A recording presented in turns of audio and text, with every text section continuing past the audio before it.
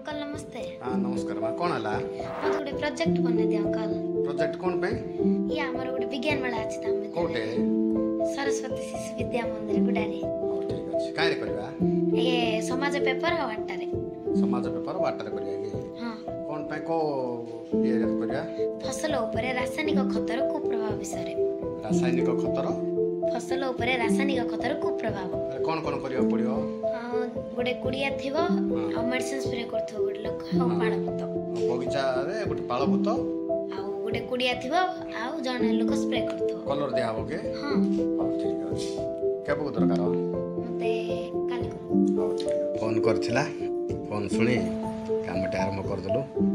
paper रे नेना हां देखु तो हां एटा कोन तैयार करा चलछि इटा प्रोजेक्ट की हां रासायनिक सार हला देखु तो ए जो लोक तैयार करा होछ ने हां एटा आटा दे तैयार करा होछ बुझलो हां आटा दे लोकटा औषध मारियो बगीचा रे लोकटा औषध मारला चित्रटा हेरा चलछि देखु तो 20 पीस है कि केवले कलर भी दिया चलछि कलर भी दे छारछो कलर दुआ जणा कि तते हां जणा हां भला भी दे पेरु तो हां बाबा देखे एडा होछि लोक लोक राखी करा हला हां लोकड़ा मुंडरे कोन पेंचे टोपी टोपी नै तल्लारी तल्ला तापर एडा कोन लगा होचे पत्र गछ पत्र हला देखो एडा बड प्रकार गछ गुडियाटी भल देखा जोस तो